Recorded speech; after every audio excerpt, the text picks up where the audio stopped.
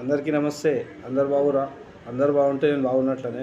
ఒక విషయం తీసుకొచ్చిన మీ అందరి కోసం జాగ్రత్తగా వినండి.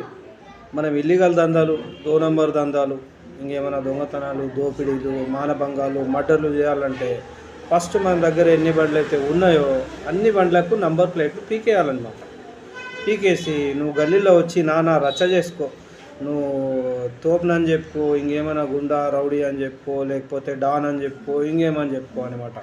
అయితే ఈ విషయం నేను ఎందుకు చెప్తున్నా మన అందరి కోసం అంటే, ఇప్పుడు ఈరోజు ఒకడు బియ్యం కొనేటోడు అబ్బాయి వచ్చిండు ఇక్కడ మా ఏరియాలోకి వస్తే, నేను ఏమన్నా అంటే వానికి, అరే బాబు, నీ ఒక్కదే కాదు, బియ్యం కొనేటోళ్ళు అందరు బండ్లకు నంబర్ ప్లేట్లు ఎందుకు లేవు అని చెప్పినానమాట.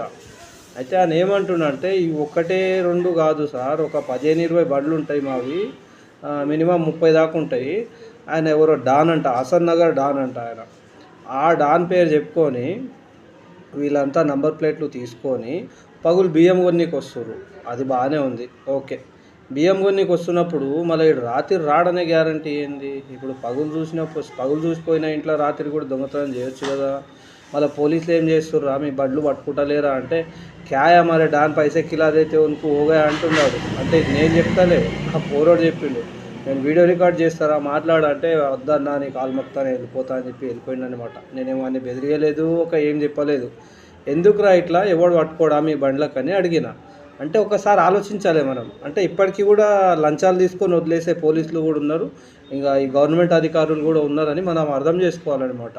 అంటే వీళ్ళకి ఇట్లా వదిలేస్తే ఇప్పుడు రేపటి రోజు ఎవరి ఇళ్ళలోనా జొడతారు వీళ్ళు, దొంగతనాలు చేస్తారు, మానభంగాలు చేస్తారు, మర్డర్లు చేస్తారు. అంటే దీనికి సపోర్ట్ ఇస్తున్నట్లనే కదా గవర్నమెంట్ కూడా, అధికారులు కూడా సపోర్ట్ ఇస్తున్నారు. మరి ఇప్పుడు ఈ అధికారులని గవర్నమెంట్ అందరినీ పక్కకు పెట్టి మనోళ్ళు ఎవరెవరైతే ఉన్నారో వీళ్ళు ముందుకు రావాలి. అప్పుడు వీళ్ళవి, ఇలా అధికారులది, ఇలా గవర్నమెంట్లది, పోలీసు వాళ్ళది అందరు ఆత కట్ అయిపోతుంది అనమాట. మళ్ళీ ఇంకెప్పుడు మారుతారు మన హిందువులు? మారుతారా? లేకపోతే ఈ తుర్కోళ్ళందరినీ ఇట్లే వదిలేసినా కూడా మీరు చూసుకుంటుంటారా? మీ ఇళ్ళకే జొర్రి కొట్టడానికి వస్తారు వీళ్ళంతా. ఎవరెవరైతే కామ్గా ఉంచుతారో నాకెందుకు అని మీ ఇంట్లలోనే వచ్చి కొట్టడానికి వస్తారు. అప్పుడు తెలుస్తుంది ఇది ఏంది, ఎందుకైంది ఇట్లా, మనం జాగ్రత్త ఎందుకు తీసుకోలేము అనేది. అప్పుడు కళ్ళు తెరుస్తారనమాట.